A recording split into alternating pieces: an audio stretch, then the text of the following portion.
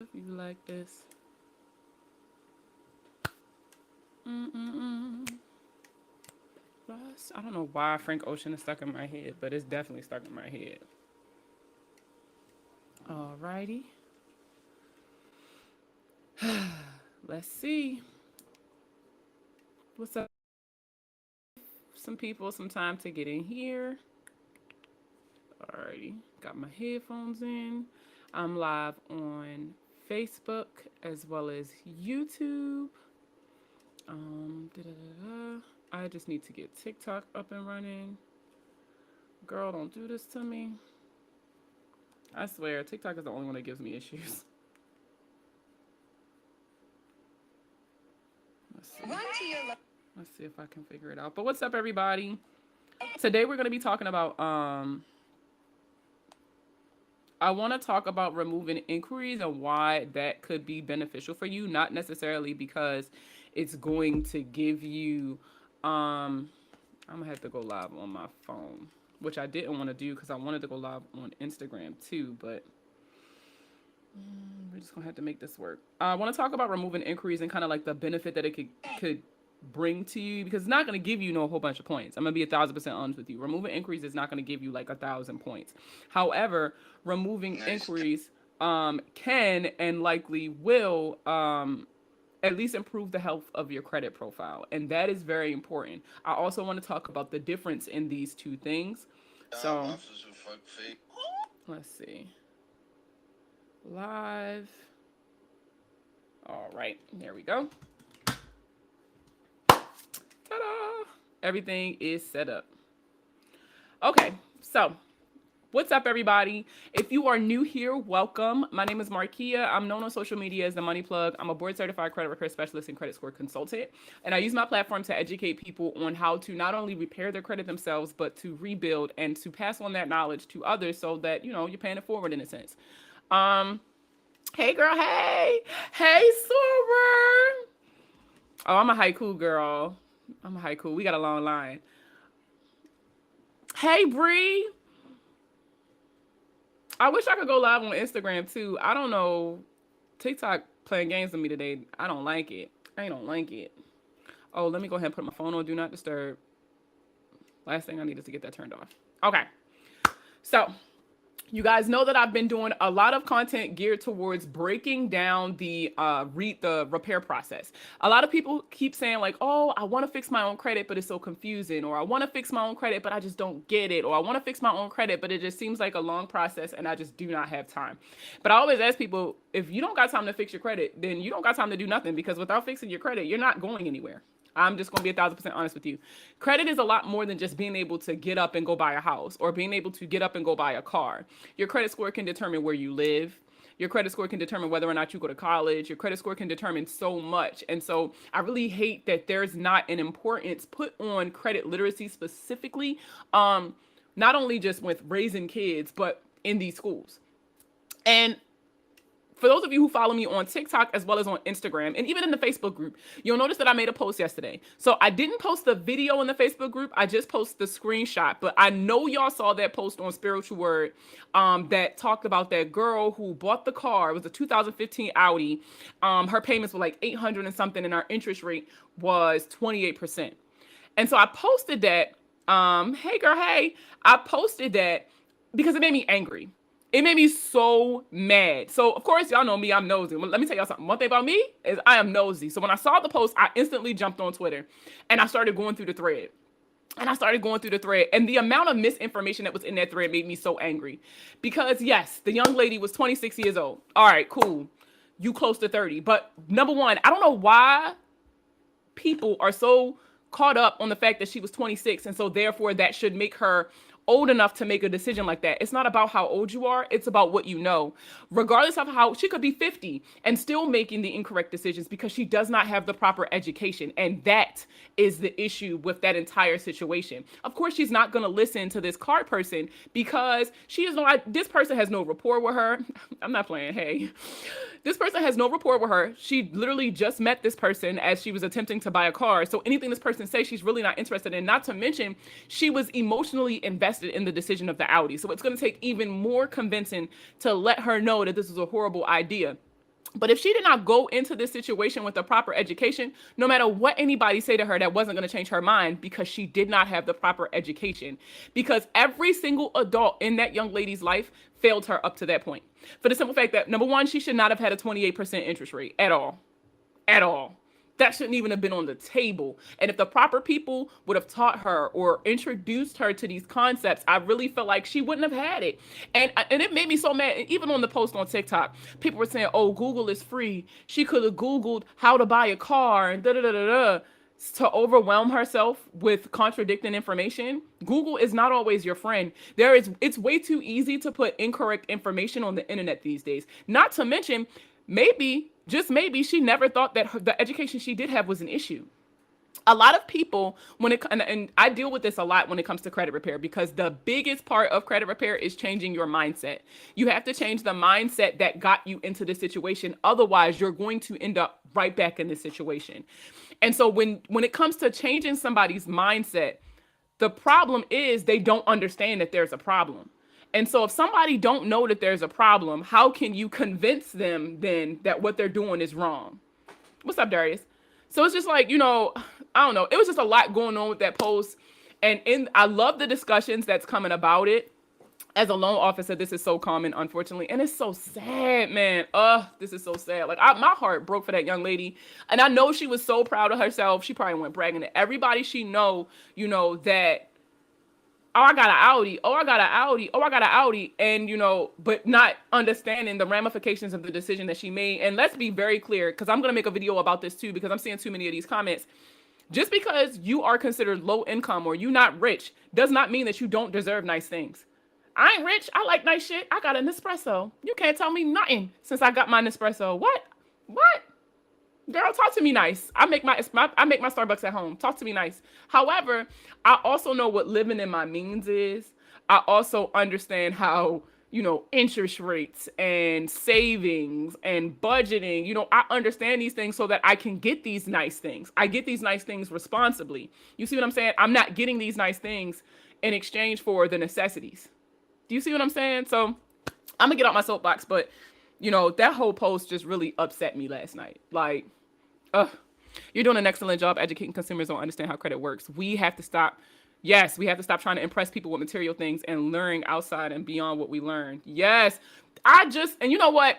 And I know my friends is gonna eat me up because I am not a B. Simone fan. I'm not a B. Simone fan. I'm gonna be 1,000% honest with y'all. But I just seen a TikTok with an interview she did where she talks about how she's a multi-millionaire, but she don't got no car. She was like, "I almost bought a $300,000 car because social media conditioned me to believe that that was what I needed in order to be considered successful." She was like, "All the celebrities got a G-Wagon. Some celebrities got multiple G-Wagons." She was like, this is that thing, where if you got a G-Wagon, that means you made it. If you pull up to brunch in a G-Wagon, that just means, you've reached that pinnacle of success. She was like, and then I realized, for what? Like, she said she really had to sit down and evaluate herself. Like, all right, as much as I think this G-Wagon is cute, as much as it would be fly for me to be taking pictures in it, she was like, I'm never in town. I don't drive. She was like, I Uber Eats everything. I don't even eat out in public. She was like, when I go to meetings, I usually Uber because I don't want to be late and having to worry about parking and stuff like that. And like, she outlined all of the reasons why she shouldn't get it and the only reason she could think of why she would even want the car is because that's what social media convinced her meant, that she was successful. You only successful if you got a G-Wagon. And I really thought that was really dope of her to have that kind of self-awareness, to be like, wait. As bad as I want this car, do I need this car? And I think that self-awareness is something that a lot of people do not have when it comes to their finances. A lot of people it's so easy to get caught up.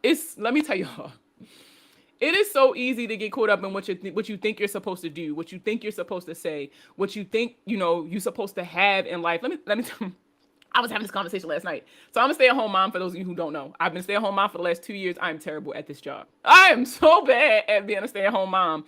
But society convinced me that if I am not working, I need to be homeschooling my kids. I need to make sure dinner's on the table every night. I need to make sure that my house is spotless. I need to make sure that my husband is taken care of. I need to make sure that my hair is laid, my nails are done. It just had me thinking that I'm supposed to do all this shit. And let me tell y'all something. None of that shit get done. None of it.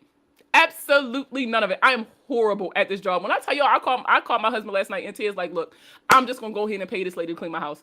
I'm gonna go ahead and get this housekeeper. I think I'm going to start taking like cooking classes or something. I think that's what I like, because society convinced me that this is what I needed to be a successful woman.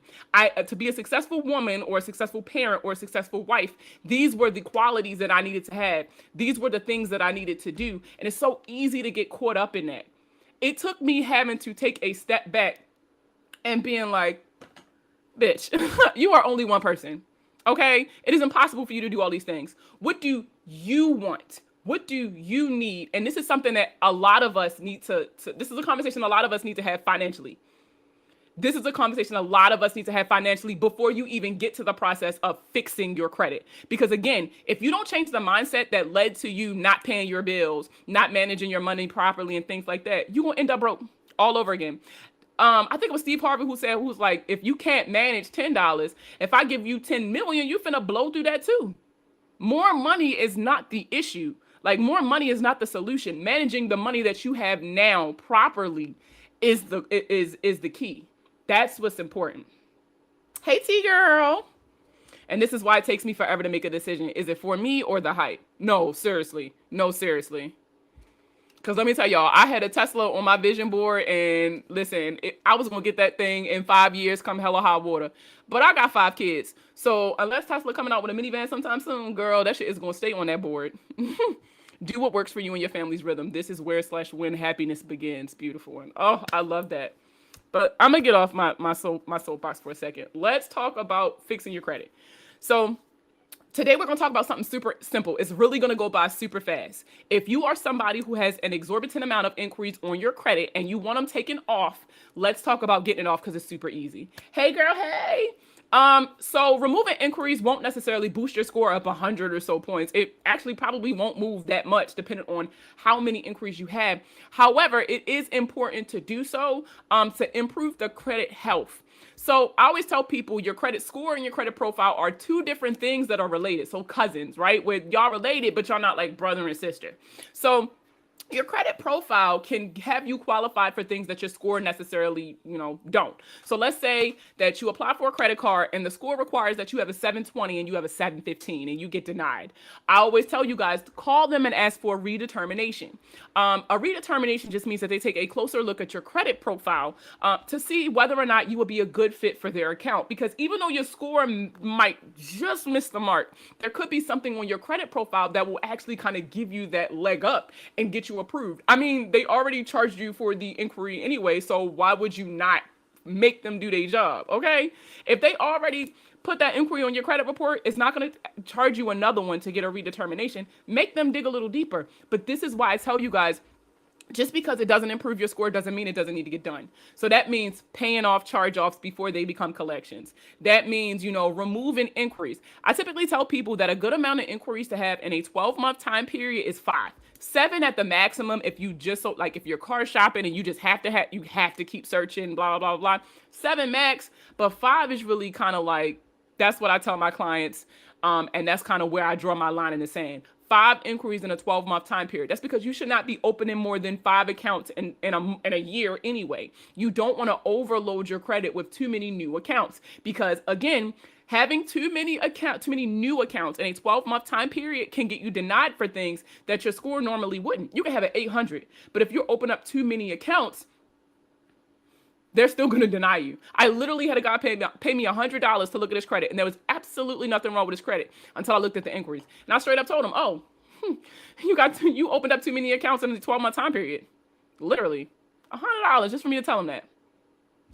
Thank you. But, you should not be, these are things that you should already know. How do I get a redetermination? Literally just by giving a phone call. You can call customer service and you can say, hey, I just applied for an account and I was denied and I was wondering if I could have a redetermination. Some companies have a designated redetermination line. So if you Google the company and then redetermination department or something like that, you might be able to find it. But typically you can just call and be like, listen, I just want somebody to take a closer look at my credit profile because I really do think that I am a good candidate for this account. But this is not one of those things where you can fake it till you make it. So if you do not have a strong credit profile, then this is not going to work in your favor. Is getting a loan to pay off credit card debt actually a smart move? It depends. So that strictly depends on, like, for example, interest. So let's say you got a credit card that has 24% interest and it is killing you. Every time you think you're paying it down, it's just like going right back up and you just can't deal. Now, let's say you get a personal loan for the amount that you owe on that credit card where the interest rate is only 10%. That's a huge bonus. I would rather make that payment, with the 10% interest for this loan as opposed to that 24% interest on that credit card. So in some instances, yes, but this is also situational. So this is not to say that for every single person watching this live, getting a loan to pay your credit card debt off is going to benefit you the most. You really need to sit down and evaluate your account to be sure. That's what we're talking about now. So we're talking about removing hard inquiries. So when it comes to how to get these off, there's two ways to go about doing it, right? Number one, you could reach out to the company, the credit bureaus directly. Some people like calling. Y'all know me. I do not like talking to people over the phone. Number one, I think I sound like Batman, and I do not got time for somebody to be making fun of me in a break room. And number two, because people can tell you anything they want over the phone, okay? They can tell you anything they want over the phone. It's all about what can you prove in court. So if I get a document and I send it to you and you send me something bad saying you're going to remove my inquiries and you didn't, then I can use the information that I have, the agreement that you sent me, and I can send that to the CFPB and get these inquiries removed. You see what I'm saying? Does the redetermination generate another inquiry? No. They already charged you for the inquiry. They already have a copy of your credit report. So they're just going to go through it deeper. TransUnion won't budge with removing inquiries, and I only want to remove. I've called multiple times. So then stop going to the credit bureaus. A lot of you are under the misconception that the credit bureaus are the ones who are like the end-all be-all when it comes to how information is reporting on your credit report. Tell me I don't sound like Batman. I do in my head. But no, so the credit bureaus can only verify. They cannot validate. And what that means is when you go to the credit bureaus are, okay, how can I make this a thing? Okay, this is you, right? No, I'm you. I'm gonna go to the credit bureaus. Hey, credit bureaus, I got these inquiries on my credit report and I want them taken off. Can you take them off for me? So then the credit bureaus, they're gonna go over here to the company. This is the creditor, right? And they're gonna say, yo, they want these inquiries taken off. And the company's gonna be like, no. Okay. And then they're gonna come back to me like, yo, they're not taking it off. That's literally how it works. The credit bureaus really don't have that much power. They don't. They just go, they're like the middleman between you and the creditor. They just report what the creditor reports to them. If you reach out to the credit bureaus and they are refusing to remove your inquiries, this is what you do. So pretty much what you're playing on is the law of permissible purpose. The law of permissible purpose states that a company has to have your written authorization to pull your credit report, meaning a copy of a credit application, or just something in writing with your signature saying, yo, look at my credit, right? So you can reach out to the company and you can say, hey, I pulled a copy of my credit report today and I am noticing that your company is reporting an inquiry. However, I do not recall giving you consent to check my credit. Could you please provide me with a copy of the credit application that I filled out with your company and or a signed agreement where I stated that it was okay for you to pull my credit? If you cannot provide this information, please cease reporting to the credit bureaus as this inquiry undue harm. That's it. Plain and simple. If they can prove it, fuck it. You already lost. You already lost the points anyway. If they can't prove it, you're literally going to have the inquiries removed. And a lot of time, and listen, you are only disputing inquiries that are tied to accounts that you did not open. First of all, don't you ever dispute inquiries that are tied to open accounts because that can lead to your account being closed. But a lot of companies aren't the best with their record keeping, right? So if you don't open an account, they generally don't care about any of that shit because you never open an account with them anyway. So there's no reason for them to keep it on file. So then a lot of times they'd be like, damn, I don't have it. All right, here you go. Now, if you reached out to the company and provided you with a copy of the application, all right, you got me. All right, you got me. You just ain't gonna be able to get that one taken off. Like I said, inquiries aren't costing you that many points. That one inquiry isn't the difference between you buying a house and you not buying a house. But I always tell people that it's best to try to get them removed to kind of clean up that section, right? Let me see. Sorry, I'm checking questions to see who else I missed. Let's see. My score went up, but I still have apartments on my credit. Ooh, I love apartment questions. Okay, so here's the thing about apartments. And somebody got so mad when I posted a video about this, talking about I'm making it hard for landlords. But if landlords had better record keeping skills, this would not fucking work. So let's talk about apartments, right? Number one, apartments report to third party reporting agencies as well as the main credit bureau. So even though you are disputing it with Experian, TransUnion, and Equifax, you also need to pull up your third party reports where this company is reporting to. So places like CoreLogic, CIC, LexisNexis, say, you need to pull up those third party reports to see where these apartments are reporting. And you have a couple options. Number one, no. Okay, stop. I hate when people say to lock your third party reports because all you're doing is treating the symptom, not handling the problem, right? Because then eventually you will have to unfreeze these accounts, right? You're going to have to unfreeze it so that certain information can populate when you start like buying real stuff like a house and all that stuff. So, that could be a cool, cute, short-term thing, but it's not really handling the problem, and it could eventually come back and shoot you in the face if they are not only reporting to the third parties, but they're also reporting directly to the bureaus. You're not necessarily fixing it, you're just hiding it. So the same letters that you send to the credit bureaus, you can send to these third party reporting agencies because they are all considered credit reporting agencies. Now you can lock them. I'm not saying don't. I'm just saying whatever letters you send to the big three, you need to be sending to these third party reporting agencies too, to make sure that you're getting the same results across the board. That way everybody is reporting the same information. So you got a couple options when it comes to apartments. You can either A, come up with an agreement with the apartment complex and be like, listen, in exchange for the money that I'm going to give you, I want you to stop reporting to the credit bureaus. To which they'll be like, yeah, sure, no problem. Most of them just want the money. You give them the money, they give you whatever you want. You always get this agreement prior to sending in a payment, and you always want to get it in writing. So if you've called them and you're talking to them on the phone, then you're definitely going to want to see if they can email you an agreement saying, listen, in exchange for sending me $700, we'll stop reporting to the credit bureaus, right? You want to get that in writing before you make a payment, and then you want to make sure you either get a receipt or print out a copy of your bank statement that shows where you made that payment. Now, your other option, if you don't want to pay it, right? Because a lot of people don't want to pay shit.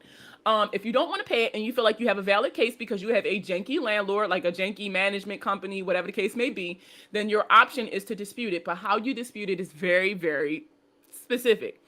What you're going to do is you're going to reach out to the apartment complex or the property management company, and you are going to request a copy of your tenant file.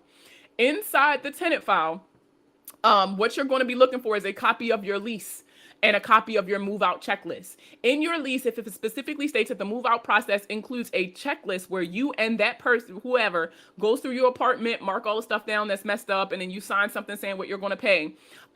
If that is included in your lease as a part of the move-out process, but when you request a copy of your tenant file, you do not see that checklist with a signature on it, then you can use that as a case for removal because technically the move-out process was never completed.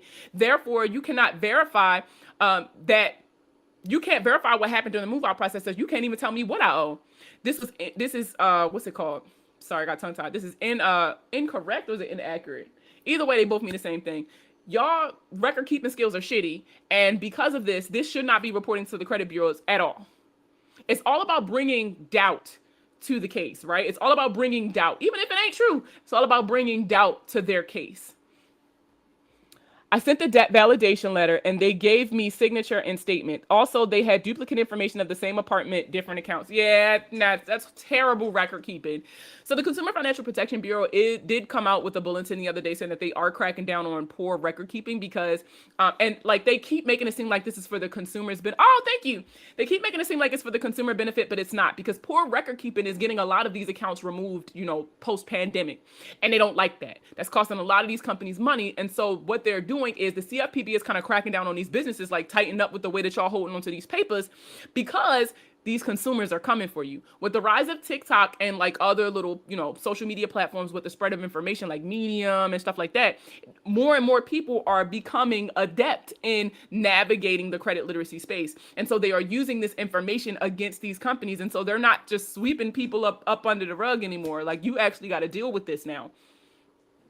So capitalize on these companies not being able to prove things in their paperwork. Another option that you have when it comes to apartments is to force them to prove. So if, let's say you were not evicted, let's say you just had unpaid rent, you moved and they said that you had to pay out the remainder of your lease, right? So just an unpaid balance. So when it comes to that type of thing, force them to prove that you owe that amount. And I mean, I need to see every piece of correspondence. I need to prove I need you to prove every single payment that I ever made. I need you to prove when I was late, if I missed, when I missed, how I missed. I need everything. And if they can't provide that information, or if let's say they don't even have a copy of your lease, girl, you don't owe them nothing. You don't owe them nothing. So please, please, please use their poor record keeping skills as a tactic to get these items removed, because that's definitely a possibility. At what point would you send letters to the actual collection agency and not the bureau? So technically, we're not there yet in the series, but I'll go ahead and let you know. So after you get your inquiries removed, after you get your personal information updated, the next letter you're going to send is something known as your bureau reinvestigation letter. This goes to the credit bureaus and it's putting them on notice with all of the accounts that you plan on disputing. I typically limit this letter to about 6 accounts per letter because I never want my letters to be 2 pages. I try to keep them on 1 page when I'm going to the credit bureau. So the bureau reinvestigation letter just simply states, hey, I pulled a copy of my credit report and I'm noticing these accounts are reporting inaccurately. Please investigate. Now, this letter, even though like nothing usually comes about it, I always tell people do not expect deletions with the round 1 letter, because a lot of times you're not going to get permanent deletions. We'll get back to that in a second. But the reason why this letter is the most important, because this is your opportunity, right? You're giving this company the opportunity to correct whatever inaccurate information is on there. And what I mean by that is, in order to dispute, right, you need to be able to identify either an inaccuracy, an error, or a violation of the Fair Credit Reporting Act with how something is reporting. So if you can identify any of those things, you'll add them to the list, right? You'll send it to the credit bureaus. This is that company's opportunity to fix it. If they do not fix it, oh, then we in for a ride. Buckle up. After the bureau reinvestigation letter, what you're going to get is a copy of your credit report mailed back to you with all of the changes. So if anything was updated, you'll see the updates. If anything was verified, meaning they went back to the company and the company said that this is exactly how it is supposed to be reporting, then it'll show as verified. If anything is deleted, there's 2 reasons something gets deleted. It's either a soft removal or it's a permanent removal. And likely with permanent removals, you'll usually get something from that creditor saying that they will stop reporting to the credit bureaus. Now, a soft removal is what we call it when something is being investigated and so they stop reporting to the credit bureaus. The Fair Credit Reporting Act states that it is illegal for them to report on unvalidated debt, right? Debt where the validity of it or the integrity of the debt, right, is compromised, where like there's doubt.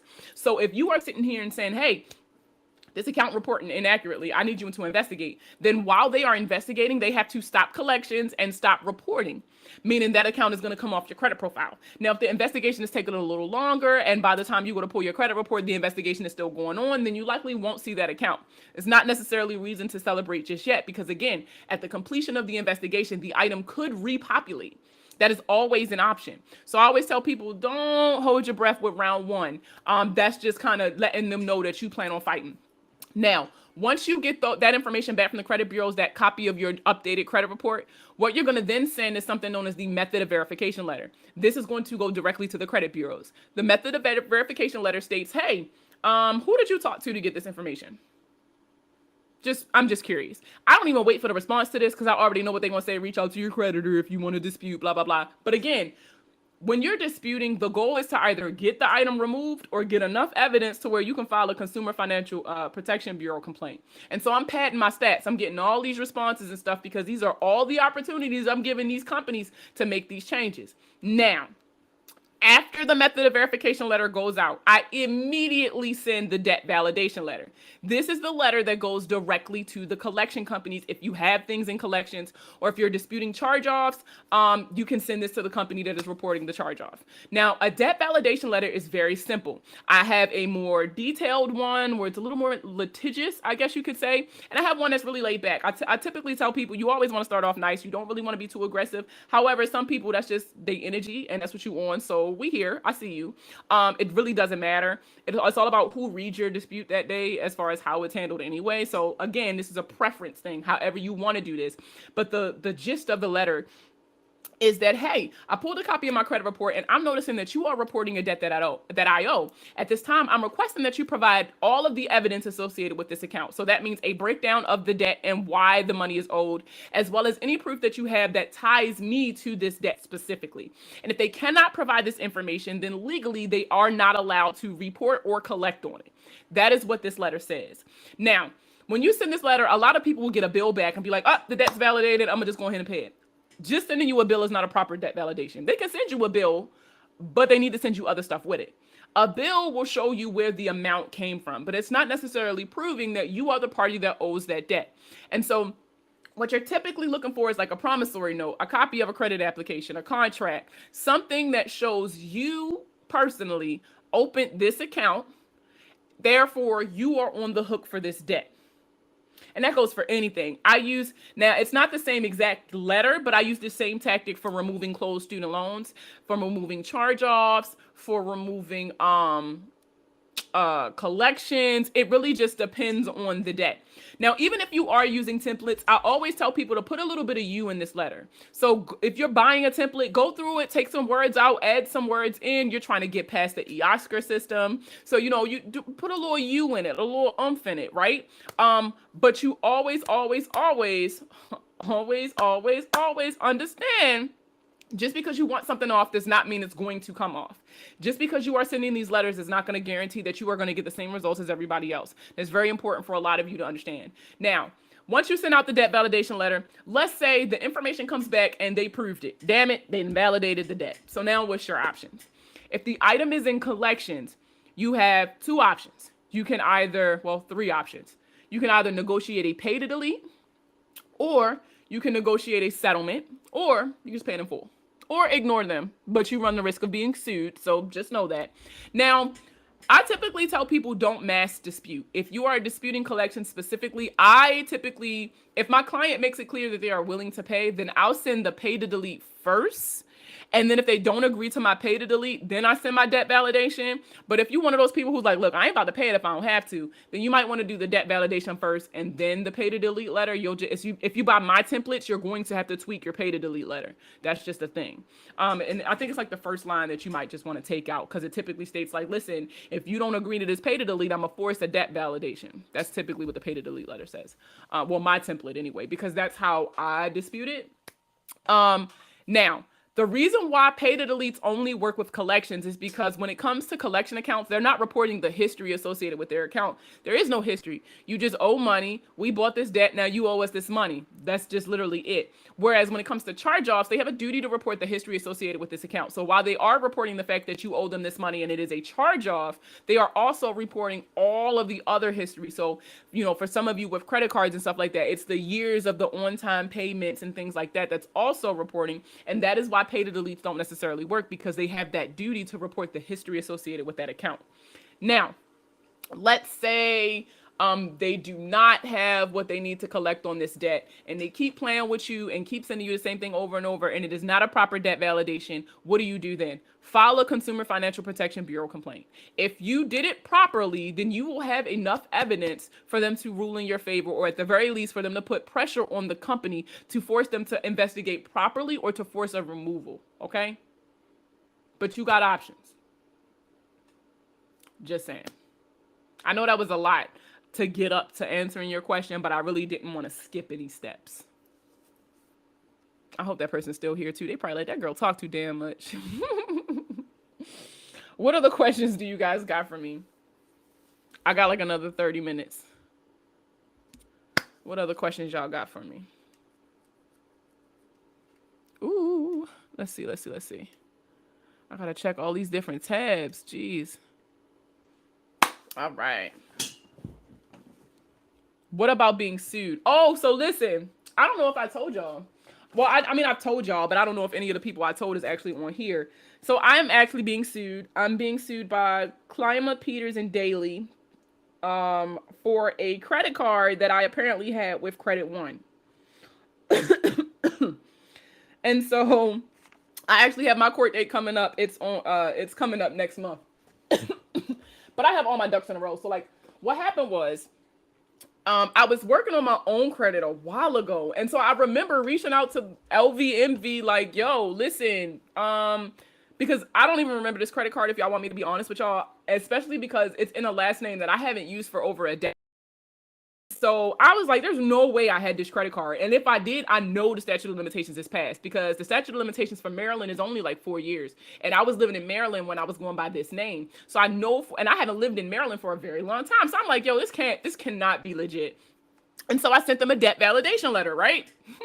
Sent them a debt validation letter. I sent them a couple and they never responded, never heard anything back. Tell me why. I swear this had to be like 2 years ago. Why am I just now getting a notification that they're taking me to court? Child.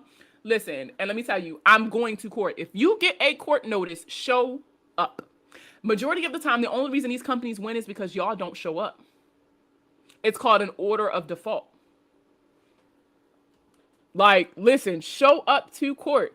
Show up to court and say the same shit that you was going to be saying in these letters. Even if you got to print the letters out, like type your letters up and print them out and have them in court and read from them, you can force them to do a debt validation in court. And I really feel like, honestly, a debt validation in court holds more weight because, listen, they don't have internet and all that stuff to be searching up your account. So whatever they have with them is what they have with them. So if they do not have a copy of the promissory note or a copy of the credit application or anything like that, girl, they're going to throw that shit out. They're going to throw that shit out. Nope, next. I already told them, y'all gonna have to pry this money out my cold dead hands. I promise. I promise. Y'all gonna have to show me where I signed that application. If you can show me that, I'm gonna give you the money. I mean, I ain't gonna have no choice at that point because I'm in court. But you see what I'm saying? Go to court. Stop being afraid to go to court. Go to court. The worst thing that can happen is you're gonna end up having to pay these people. And even then, they're gonna allow you to set up payment arrangements to something that you can afford to pay. But if you keep ducking and dodging and hiding, what's going to end up happening is they're going to get a judgment against you and they're going to end up putting in a wage garnishment. So go to court. How do you go about disputing negative reporting student loans? So I have a YouTube video about this. My YouTube channel is WWTMPD, What Would the Money Plug Do? And the video is talking about removing student loans. One tactic that I use only applies to closed. Oh, thank you for the chicken wing. It only applies to closed student loans. So if you have an open student loan, the best option is to refinance, or if you have a bunch of them, maybe consolidate, because what that does is that closes the old loans. Remember, once the loan is closed, right? Paperwork away, right? I ain't dealing with it. They already paid it. I already got my money. I don't care. So once your new account is reporting, and you can wait like a month or 2 months, people typically wait. You go back to the old company with the derogatory marks and you say, hey, I was looking at my credit report. Can I have a copy of my promissory note, please?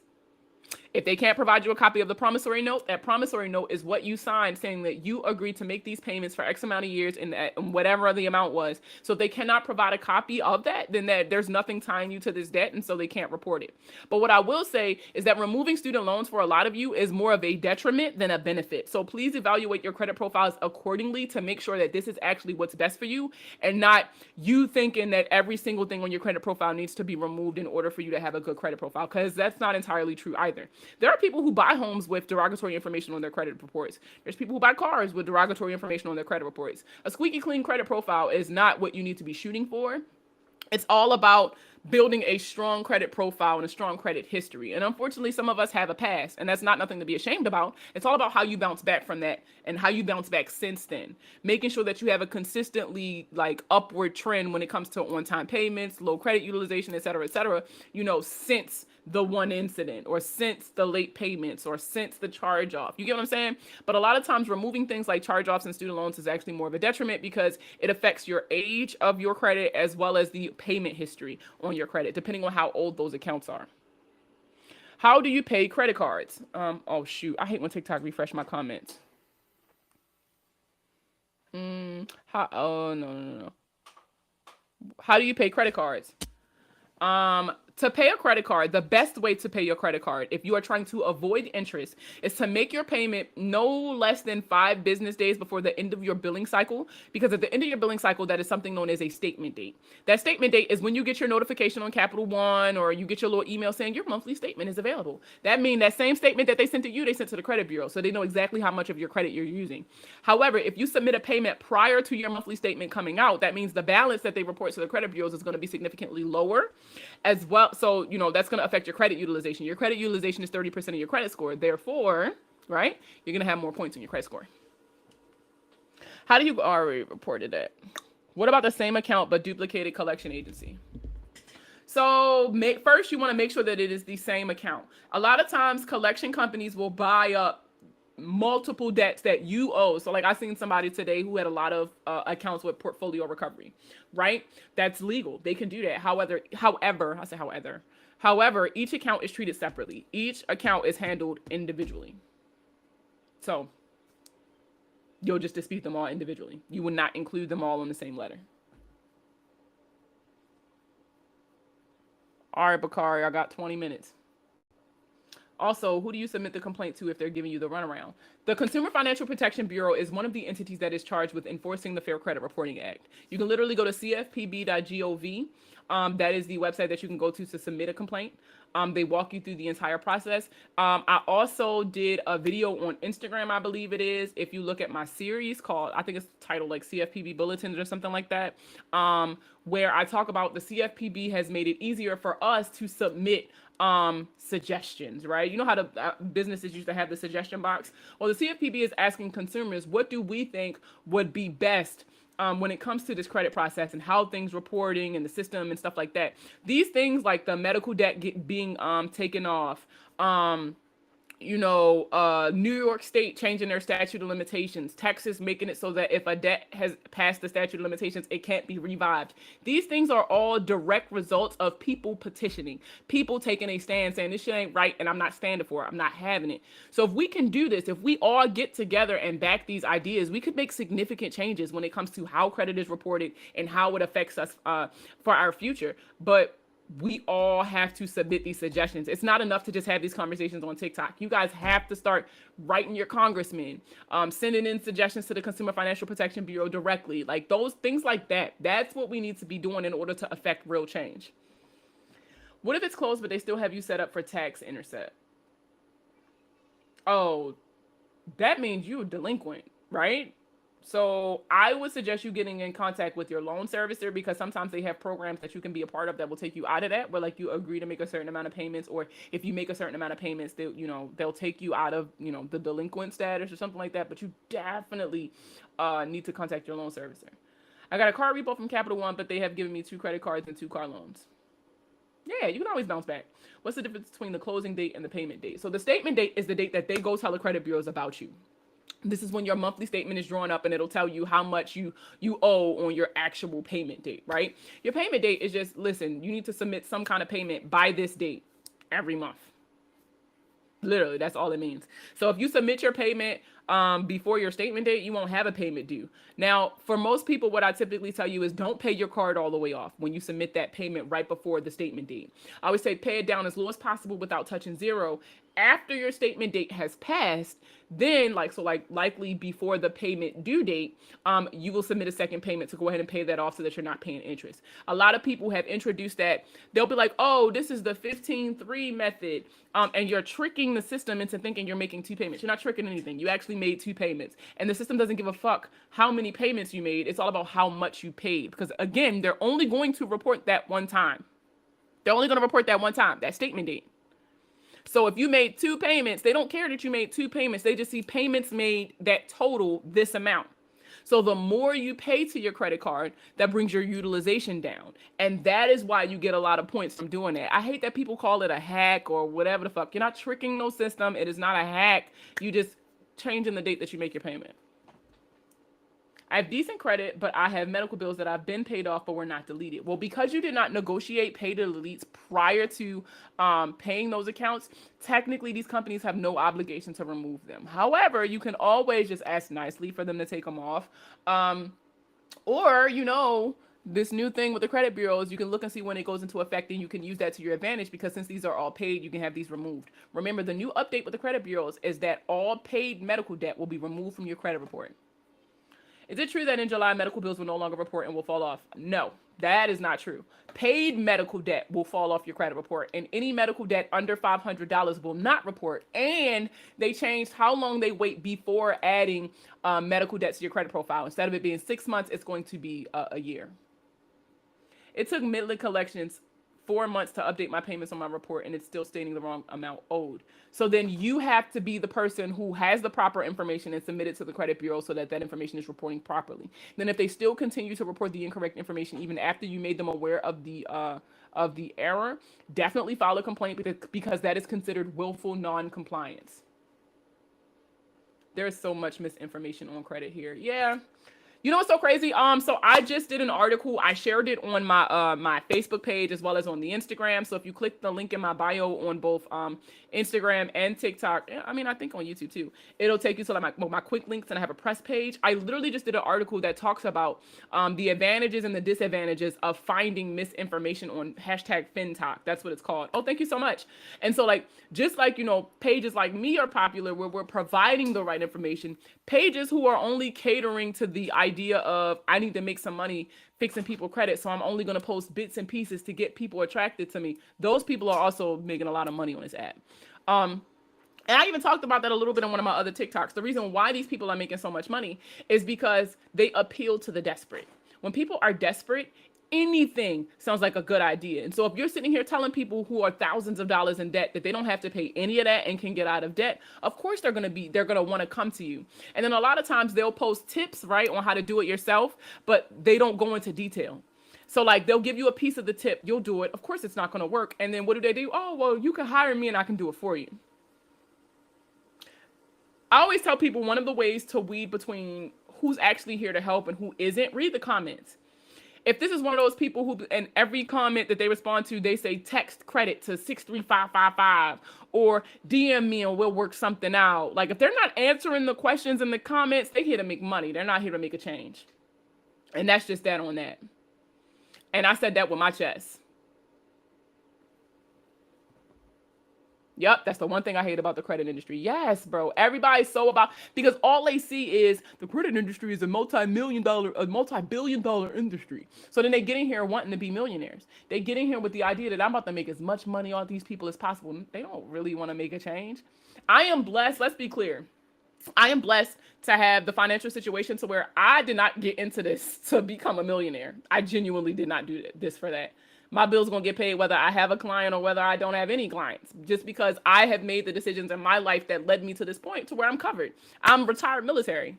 I'm set for life. I promise. Whether y'all pay me today or tomorrow. Oh, my phone about to die. Hold on. Let me plug that up, baby. Last thing I need. And so there are people who's not in this for the money. They're doing this because they want change. They're doing this because they were similar situation. I tell my story all the time. I was in a very similar situation when I was going through my divorce in 2014. I was going through my divorce. I was getting out of the military and my mother was diagnosed with breast cancer all at the same time. A lot was hitting me and I didn't realize I had bad credit until I went to apply for a car and my credit score was a 444. That was embarrassing as hell. Let me just tell you. It felt like one of those memes where they'd be like, when you go into the credit, if you, my credit is whatever, what can I get? And then in the comments, they'd be like, the fuck out of their face. That's what it felt like. That is exactly what it felt like. So I'm one of those people who went through this. And then I did the credit sweeps. I hired Lexington Law. I bought a CPN. I did all of these things and the shit did not work out. And I had no choice but to buckle down, learn the right way. And then I also have ADHD. So I have something where I hyper focus on things. And so once I fixed it for me, I started learning more and more. Like, well, why did this happen? Okay, so why did this happen? Okay, so why did this happen? So then I started helping friends. So then I started helping family. Then I got back on active duty and I started helping my soldiers. So then I started helping my NCOs. So then I got out and I was still helping the same soldiers. I was still helping NCOs and sailors and everybody else. And so somebody was like, yo, let me pay you for it. And I was like, I can get money for this? And then boom, the money plug was born. Literally. Like, y'all will pay me to talk about shit I was going to talk about anyway? Go for it. And that is why I got into this, to spread information. I love running my mouth. So if I can run my mouth about something that's going to pour into people that can actually help people, I'm all for it. Just because you can't afford credit repair does not mean you are not entitled to good credit. I'm going to teach you how to do it yourself. Yes, I do repair credit for a living. Yes, I do. I do have clients. Yep. Some people can't afford it, and that's fine. I'm still going to teach you how to do it yourself anyway. Just because you can't afford me don't mean you're not entitled to good credit. I have a Chapter 7 bankruptcy for Nissan Acceptance. It's an open account in collection with $0. It should not be an open account in collections with $0. What you should see is that the account has been like taken care of. Usually you'll see like especially for like charged off accounts, it'll be like, oh, included in bankruptcy in the comments. But that's going to be reporting inaccurately, and you can always dispute it when it's reporting inaccurately, and you have proof. You have proof. This shit was included in my bankruptcy. What you mean this is an open account in collections? So, ooh, let's see. But my mom just got a divorce and she needs help with her credit too. Send your mama my page, child. I help her. Listen, I know that's tough. That is tough. I love the energy in here. Welcome. That's me. I have four negative accounts I cannot get removed. It's been a 2-year battle. Don't give up. Yes, I am on YouTube. So if you guys have been watching this for a while, if you came in late, if you had to leave early, whatever the case may be, this live is currently being live streamed on YouTube. So as soon as I get off of here, you guys will be able to go back and watch it.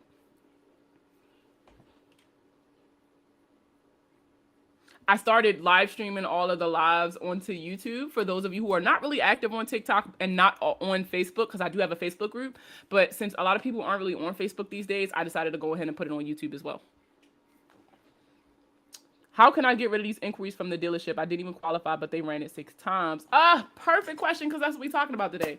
What you're going to do is you are going to write a letter to each and every company that's listed on your credit report that they pulled your credit. And you're going to say, listen, I pulled a copy of my credit report, and it says that I gave you permission to run my credit. Can you please provide me a copy of the credit application that I filled out with you and or the consent that I gave you to pull my credit? If they cannot provide it to you, they have to remove that inquiry from your credit report. And because you was car shopping, right? A lot of times they do not have the application that you filled out with the car company. So you can use that to get it removed. I have a credit card, the bank closed. Now I have a 400% credit usage because the available credit is no more. Yep. The only option you're going to have is the quickest option you're going to have is to pay that down. If you can identify like an inaccuracy or something in the way that it's reporting, you can likely get it removed from your credit report. However, you are still going to owe that money. That is not going to absolve you of the fact that you owe that money. My suggestion, pay it down. If you pay it down in increments, that's going to kind of give you points back slowly but surely.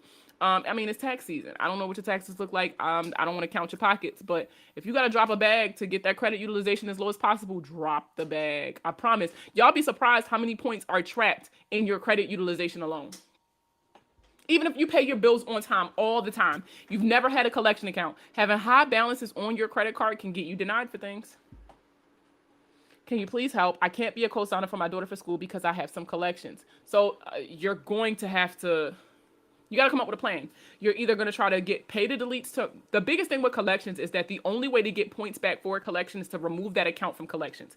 You could pay a collection and just pay it outright. However, you're not going to get any points back because you didn't lose points for the amount that you owed, right? You lost points for having the collection. So now the only way to get those points back is to remove the accounts from collections by either successfully disputing it or negotiating a pay to delete. I was getting an audit with Marquis, and we talked for like 3 hours, and the audit was for an hour. But since my credit is good, the audit was 15 minutes. So I don't know what we was talking about for 2 hours and 45 minutes. Listen, let me tell y'all, I'll be on, especially like when you my last person for the day, I will get on there and run my mouth. I don't even know. To be honest, I mean, you're right. Yeah, what did we talk about? We was on there for a while too. But that's how you know I genuinely love what I do. Like, I genuinely love doing this. Like, my husband be having to force me. Listen, for those of y'all who not tracking, I'm going on vacation starting Wednesday. I'm going to be gone until April 5th because April 4th is Founders Day. Boop. But, yeah, so I'm going to be gone. This is the longest I have been away from my business since I launched. And when I tell y'all my anxiety is through the roof, because I genuinely love what I do. So when I'm gone for too long, I feel like a piece of me is missing. So I'm excited and scared at the same time. So y'all pray for me, okay? Because, child. Let's see. Hold on. TikTok just refreshed the questions. What about credit card balance transfers? I always tell people if the interest makes sense, go for it. Go for it. If it's no interest credit card balance transfer, definitely go for it. But you always have to view each account individually because for some accounts it might make sense and for some it might not because of things like the interest and stuff like that. So view each account separately. Don't look at them as a whole. Look at each account that you plan on transferring separately and write down the pros and the cons. I'm real big on visualization, so I tell people write down everything. Like for me, if I can't see it, I can't. It's not real. It's not tangible. I need to see it. I need to touch it. Like so, if I write down my pros and cons, and my pros is longer than my cons, I'm gonna fucking do it. I'm gonna do it. Let's see. I have some collections in charge of. Should I get a $4,000 loan to help with her loan and pay off some of the debt? So here's the thing about getting loans to pay off debt and all that other stuff. If you are not combating the mindset that led you to the point where you even need that loan, then you're going to end up right back in the same place with that loan too. So not only are you going to have those derogatory accounts, but now this loan is going to be considered derogatory as well. So first you want to try to identify what led you to this point, right? Was you the young lady that just said that? No. You want to identify what kind of got you to this point, fix that, and then go back and start knocking these accounts out one by one.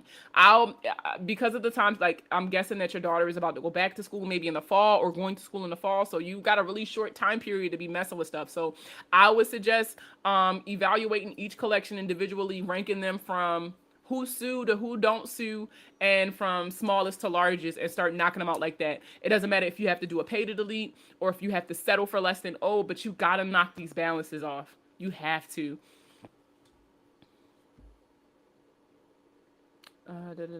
Mama put bills in my name and not paid. How does that work to remove it since it's closed with the balance? The biggest thing is you need to prove that it was not you who did this, right? So number one, you're gonna want to call the police department and file a report. You do not have to snitch your mama out. They're not just be like, I don't know who did it, but somebody stole my identity. You're gonna take a copy of that police report and you're gonna submit it to the credit. Well, you're gonna reach out to the credit bureaus and you're gonna say, hey, I've been a victim of identity theft. What can I do to add this to my account? Because remember, nobody is reading these letters that we send into the credit bureaus. It goes through a system. It's scanned in a system known as eOscar, and a code is attached to it. That determines how the credit bureaus handle your dispute, right? So if you have an identity theft flag on your account, then all of that when you dispute that account, it's going to have that flag on it, like, oh yeah, she was a victim of identity theft. I got a copy of her police report right here, right? Then you're going to reach out to the company, and what you're going to say is you're going to say, hey, I was a victim of identity theft. This account has nothing to do with me. What do I have to do to submit the proper information to the proper channels? They're probably going to ask you for a copy of the police report. They're also going to probably ask you for like proper identification and things like that, to which you can go ahead and provide it to them. Now, what you are going to do before you send that information to them is request a copy of all of the evidence that they have tying this debt to you. So a debt validation, right? You're going to compare the information that they sent you to the information that you send them. And if this information ain't matching, which it's not because it was not you, then they're going to have to remove that account and your liability on that debt because you were not the party who opened that account. Would it be easier to get a small loan to correct credit usage? What's the better of the two evils? I always tell people when they ask me about like, should I get a loan? Should I get a loan? It's all about what you can handle financially. Financially, if you can handle a loan paying off your credit card debt while still keeping that credit card open, so you're still going to have a credit card bill on top of this loan. If you can handle that, girl, more power to you. But like I said, each situation is, you got to look at it separate. You have to look at each account for what it is. Every account is not going to have the same solution. So you can't really look at it as a whole. You really got to dissect each account to make sure that this is going to be a benefit for you and not a hindrance. I have a line of credit that I'm pretty sure the bank set up wrong. LOL, the interest rate is like 3%. What you mean they set it up wrong? What you mean? Oh, 15K, Jesus. Again, it doesn't matter what the amount is that you owe. It's all about what just makes sense for you financially. I don't know what your finances look like. I don't like pocket watching because it just reminds me how broke I am. But you only you really know what your finances are. So only you know what you are comfortable actually paying. You taking new customers. I need advice on what to attack first in order to get my credit up. So yes, unfortunately, you won't be able to book with me leading up to my trip because like I said, I go on my trip on Wednesday. However, I am accepting clients for April. So you can click the link in my bio and go to become a client. And you got two options. You can either sign up for credit repair services, or if you live in the state of Georgia, especially, I cannot provide credit repair services in the state of Georgia because Georgia state law state that in order to provide for-profit credit repair services, you have to be a lawyer, a real estate broker, or a nonprofit organization. And I'm not any of these things. So if you are in the state of Georgia and you need help, please put that in the notes that you live in the state of Georgia when you file your credit audit, which is the other option that I have on my website, so that I can give you just a little bit more during these appointments, or at least give you some other means of communication so that I can kind of guide you through this process, because I feel so bad for you guys. But the credit audit is where you and I sit on Zoom for an hour and we go through your entire credit profile from top to bottom, scrub your personal information, your inquiries, all of the information that is actually reporting. We identify any inaccuracies and how you would handle them, as well as any responses that you might typically get. We literally go over all of that. I'm telling you exactly what letter to send, how they will respond, how to respond to their responses. Like, I'm going over every single thing with you during these audits to make sure that you understand. That is your point in time to ask me whatever you want. You have my full and undivided attention during this time period. So those are the two services that I provide. Any way to fight the Department of Education from selling my loans again? Unfortunately, no. That's not something you can control. The interest was supposed to go up with prime, but it doesn't. Well, shit, I wouldn't listen. I wouldn't say nothing. We got to talk offline. I'll get back to you. Okay. Goodwill payment letters to Santander and Self. So I have not seen Santander. Well, Santander's been real nice lately ever since that lawsuit. So you might be able to get that taken care of if it is still an open account. Goodwill letters only work with open accounts. Self ain't budging. I'm going to tell you that now. Self ain't budging because they already kind of like going out on a limb to help you when other people wouldn't, and you fucked that up. So again, if you have late payments that just will not come off, instead of just giving up and getting frustrated, you got to shift your focus. Listen, with late payments, you are at the mercy of that lender. So if they don't want to remove those late payments, but they can prove those late payments, then you just got to shift focus from repairing to rebuilding. So now I can't have it removed. So how can I bury this late payment in positive reporting payment history? And that's typically where I tell people, look into like prepaid credit cards, because it won't necessarily affect your credit utilization, and it's not necessarily a revolving line of credit, right? It's not like a bill that you'll have to pay every single month. But how these prepaid credit cards work is you put money on a card and that is your credit limit, and you would use it just like a debit card, and it reports on-time payment history, which is what you need, right, to bury that late payment that you have. So that is an option for you. Georgia is tricky with notary services as well. Oh, that sucks. That sucks. What's the cost? So there are 3 tiers of service with the credit repair. There is basic, standard, and premium, depending on what you need. It is all outlined on the website. Trust me. And then for the credit audit, it is $100 for the hour. And then there's also pricing listed for couples who would like credit repair services as well, because it's slightly, cheaper for couples. So we pay charge-offs from 2015. I don't know. Do you? Are you asking me, like, should you? Because no, that shit shouldn't even be like reporting. A lot of people, something I'm noticing too is a lot of people are not certain when something is supposed to fall off. Your reporting time, so how long a debt is reporting on your credit report, is based off of the date of first delinquency for an unpaid debt. So that first missed payment that led to the charge off, that is going to be what is used to determine how long it's going to report on your credit profile. If it is a paid account, it's going to be from the 7 years from the date of last payment. Now, the reporting time never changes. It's 7 years. The only thing that's going to make that date change if this is an unpaid debt that you now pay. Because if you pay, that's going to reset the reporting time to 7 years from the date of last payment. Does that make sense? How long a company has to sue you is something different.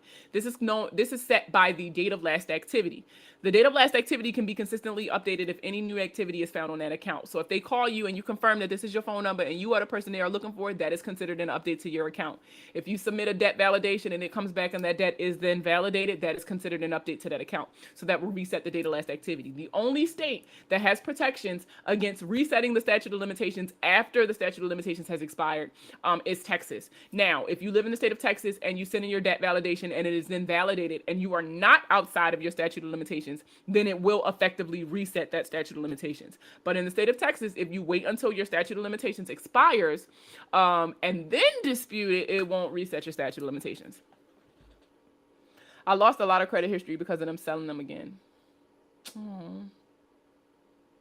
You shouldn't have. So let's talk about that. When they sell your debt, those old accounts still report. So you shouldn't have lost any credit history. You might want to take a closer look at your credit report because something else may have fallen off. Because with closed accounts, again, they're still going to report from 7 years from the date of last payment. So if the last payment you made was greater than 7 years ago, then of course it's going to fall off. But like if they sold your debt, if I had a student loan today and they sold it tomorrow, that old account is still going to report for 7 years.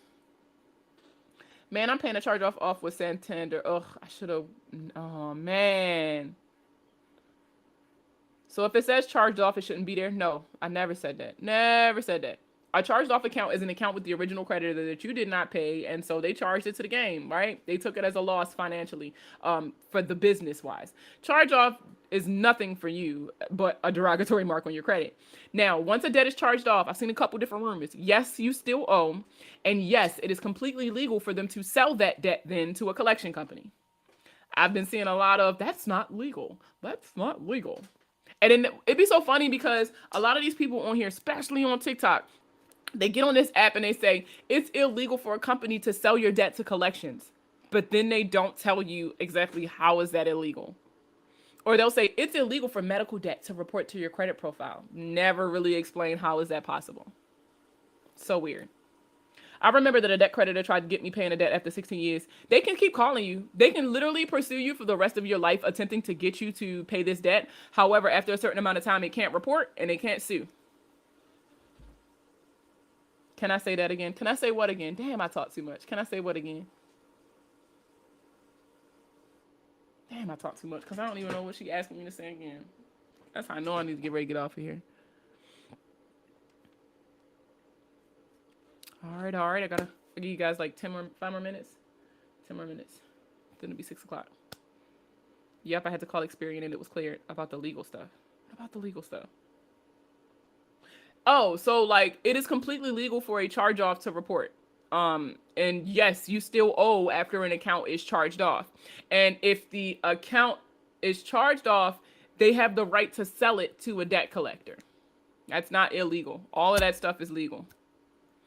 The creditors can't after what time limit? So the statute of limitations is determined by what state you lived in when you signed the contract for that debt. So you would need to look it up for your state specifically. So for example, I was born and raised in Baltimore.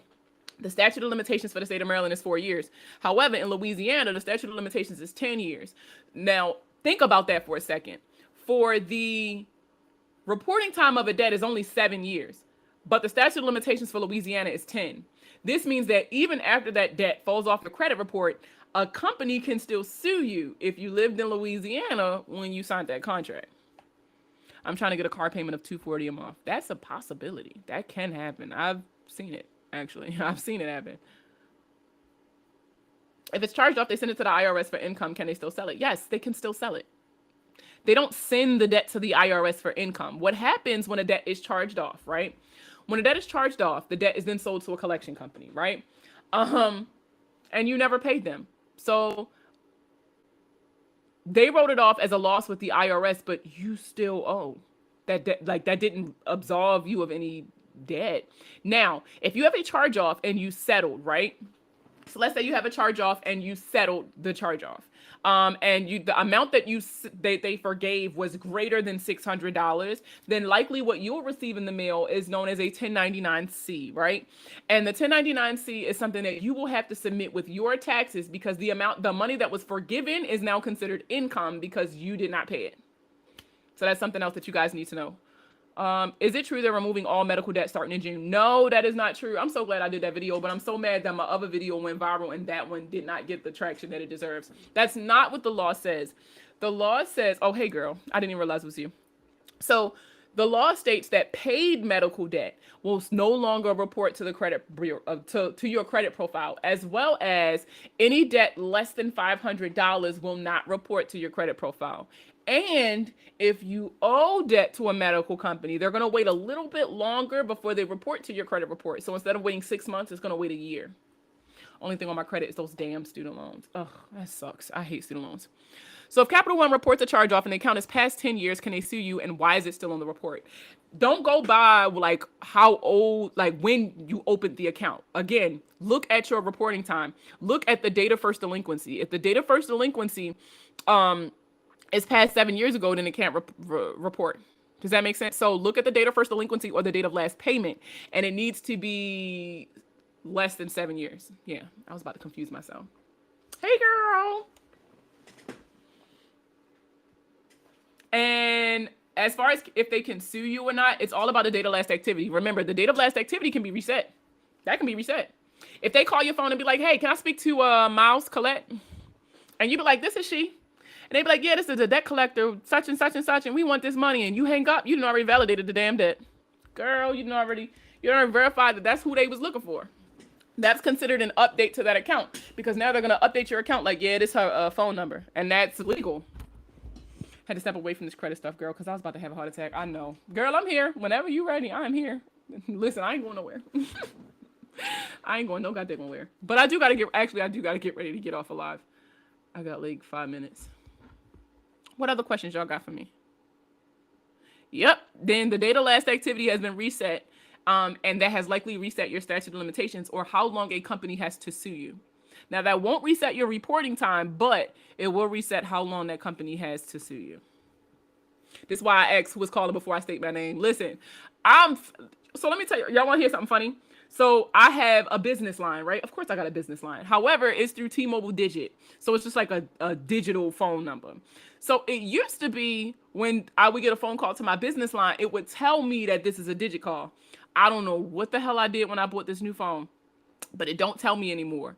And the other day I answered the phone like, yo, and it was somebody calling me because they couldn't get in contact with Smart Credit and they needed help. And I felt so bad because I did not know who was calling, but that taught me like, all right, from now on, just be like, hello, how can I help you? And then once they start looking for people, that's when, because remember, there's a script. So listen, hold up. There's a script. So if you got debt collectors calling you, right, don't keep ducking them out. This is what you do, right? Get your pens, start screen recording or whatever you got to do. But this is what you do when a debt collector calls you. So a debt collector, I was about to pick up my phone and it's on TikTok. I'm dead. So a debt collector calls me, right? Hello? Yeah, can we speak to Markia? I'm sorry, who is this? Like, oh, this is, we just really need to speak to Markia.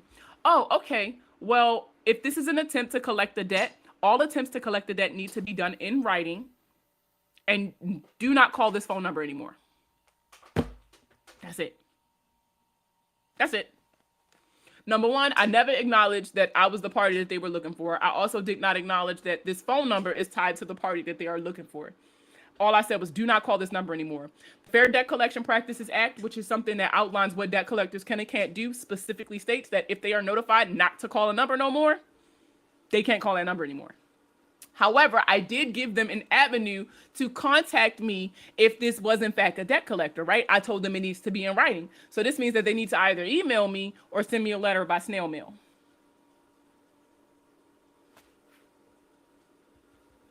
I don't answer yes either to any phone call. I learned, yeah, I forgot who, I think it was my mom who told me that. Never answer the phone like yes. Oh, so 1099-C and what you talk about is two different things. But if you got offered a 1099, right? So like people who do like Uber and DoorDash and Instacart and stuff like that, you get paid with the 1099, meaning they don't take taxes out. So if you are a 1099 employee, you just make sure you're putting your money to the side. Because as a content creator, I get 1099s, right? So you need to make sure that you are keeping up with all that information and putting money to the side, because you are going to have to pay taxes on that. And depending on what state you live in, you might be needing to pay taxes on that quarterly as well, depending on how much money you're making. So definitely reach out to a CPA. Shout out to all the CPAs out there, because baby, I'd be in jail somewhere. I swear I'd be like Ronald Isley with these damn taxes. I just faced my debt after years because of you. I'm so happy for you. I asked for a pay to delete for the full amount since it's over 2 years and it's finally gone. Oh my God, congratulations. Oh, I love stories like that.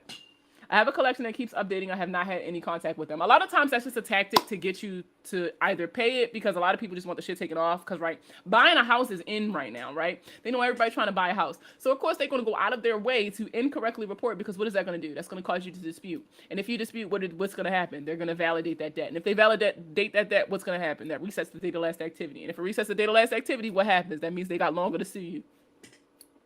A lot of times it's just a trap. They'll report inaccurately on purpose. They don't care. They don't care.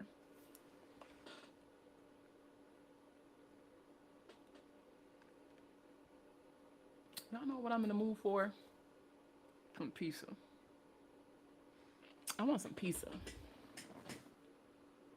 I just had pizza. When my kids had pizza a couple days ago, I ain't eat it. But now I want pizza, and I know my kids not gonna want pizza. So do I do the mom thing and make them eat the pizza anyway? No, I'm not gonna do that. I'm not gonna do that to my babies. Tacos, tacos. No, that's tomorrow. Tomorrow's Taco Tuesday, and I want shrimp tacos. Carbs are the devil. Well, baby, if carbs is the devil, then I'm in hell. Cause one thing about me, I'm finna eat me some carbs. How do you message on the portal? When you log into the client portal, you should see something that says like messages at the top. If you're on your computer, see if you can pull it up right quick, and then let me know if you see it. If not, then what I'll try to do is I'll try to send you a message in the portal. A business question. If my expenses are higher than my income, will I have to pay taxes? Oh, I don't know. I ain't listen, hold up. Wait. I'm sorry if I gave the impression that I know what the fuck I'm talking about when it comes to taxes and stuff like that, but I am not a CPA. I have to hire, listen, I don't hire too many people. I don't hire nobody. I'm a team of one, but I hired a fucking CPA. When I saw that Ronald Isley went to jail for not paying his taxes, Mr. Biggs went to jail for not paying his taxes, I knew I was going to get locked the fuck up. I knew I was going to get locked the fuck up. I hired a CPA. Quick! And I swear, I'm one of those people who, like, I'm going to do it myself somebody to death. I promise. I am my graphic designer. I am my content creator. I record all my videos. I edit all my videos. I do all of my press. Like, I reach out to people. I do everything myself. I literally hand print all my letters and, like, stamp them and everything. Like, literally, look, here's one of my stamps right here. Right? But I'm not doing my own taxes. What the Bible say? I can do all things through Christ who strengthens me, except my taxes.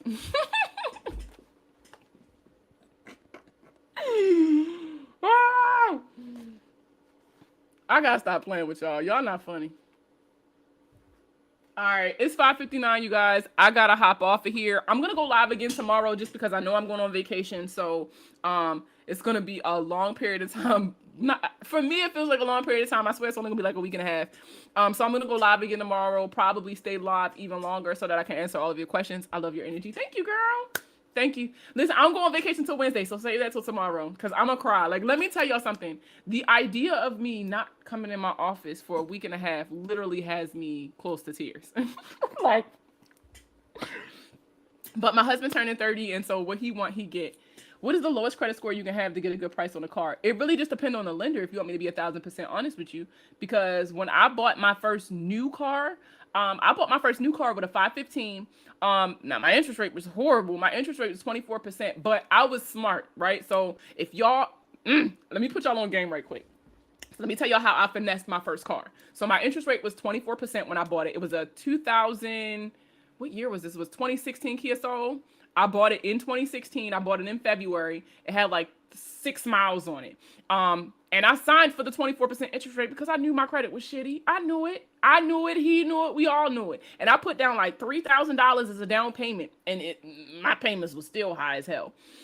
But I also knew at the time that I was working on a packet to go into the military. At the time, this was I had what's known as a break-in service. So I got out of the Army on active duty. And I got all the way out. Then I got in as a reservist. And then I knew that I was going to go active duty in a different job. The reason why I did that, and for those of you who are military or military affiliated, listen to me very, very closely. There is a law called the Service Member Civil Relief Act. Inside of that law, it outlines a lot of benefits that serving your country gets you, including the fact that any debt that you have accrued before your service, right? So my car was accrued before my new service. The interest rate on that item, so a car, a house, a credit card, a student loan, right? The interest rate must be lowered to 6% or less once you enter into active military service, and it will be lowered for the duration of your service. And so because I knew that my packet was going to go through, I signed up for this car in February, and then July 7, 2016, I left to go back active duty. And so my interest rate was dropped down to 4%. So for me, that worked out. But listen, and you know what? I think I am gonna do y'all know I do free workshops every month. I haven't been able to do them this year specifically because I have been so busy. Yes. So it's typically any debt that you got before you went into the service. However, if you have served or are still serving, a lot of companies will do it for you now. Pull up the Service Member Civil Relief Act. And like I said, I do a lot of workshops every month. I just have not had the time to do it this year, but I really want to bring these back before the end of April. And I think I am going to include an extra workshop for mil spouses, active duty, veterans, reservists, stuff like that, to go over the benefits that's in the Service Member Civil Relief Act, because there's a lot of stuff in there a lot of people don't know, but serving your country can get you a lot of shit, let me tell you. So yeah. But that was why. So let me tell you, a finesse. Y'all want to talk about finesse? That's probably like the ultimate finesse I've ever pulled off, ever. But this is why it covers to know your laws. I knew the law, so I knew that this would work for me. But if you don't know the law, then you would have went paying that 20. And then the crazy thing is, right? So when I went active duty, it took me a couple months before, because obviously I had to go back through AIT, go to my first duty station, PCS my family, blah, blah, blah. And so it took me a couple months before I could actually sit down and handle it. And so what they did was any payments that I made during my service that went to the old interest, it's not necessarily refunded, but they applied it to the principal of my balance, like my loan, instead of the interest. So it was really cool. It was really cool. I ended up actually paying the car off and getting money back for that. So yeah, I ended up paying the car off using that and something else. It's a long story. But yeah, so when you know the laws, you're able to finesse shit like that. So it's very important that you guys do your research, and not just on federal laws, Neva. Look at your state laws. Your state laws could hook you up, like Texas. Like I said, with the state of Texas, if this debt is past the statute of limitations and you dispute it, they can't reset it. They still can't come back and sue you. Anything for VA 100% disabled vets. I gotta go back and look, especially now that I'm 100%, because I'm probably missing out on something too. But I think there is one thing regarding your home, but I think that benefit only really applies for that first year once you get out of the service. But again, your state might also offer more benefits than the SCRA will specifically. But again, I think I'm gonna do a workshop for that specifically, because yeah, it's been a while since I talked about the SCRA on my page, so I definitely think it's about time for that. But listen, I gotta go, guys. It's been real. I love you guys. Thank you so much. If you are late to the live, welcome. My name is Markia. I'm known on social media as the Money Plug. I'm a board certified credit repair specialist and credit score consultant, and I use my platform to teach you guys how to do all this shit yourself, just in case you can't afford to hire somebody. If you missed the live, you came late, or you left early and missed a whole lot, this live is being live streamed currently on YouTube. My YouTube channel is WWTMPD. What would the Money Plug do? Literally, as soon as I end the live, you can go on YouTube and watch it from the beginning. If you are on Facebook, please follow me on Facebook. I know it's kind of weird. My page comes up as a video game content creator. That's because I'm trying to monetize my Facebook page in the easiest way possible. So if I get to play video games and talk about credit, I'm going to do that. Make sure you follow my page. It's just the Money Plug, LLC. You'll see my face. It's usually the same picture that you'll see up there.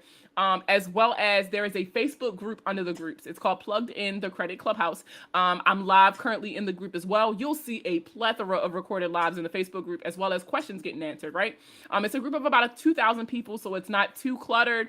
And we strictly on topic. We don't do no bashing. It's a very supportive and welcoming environment. I am very strict on who I allow, so please make sure that you answer the group questions, because you will not be allowed in if you don't.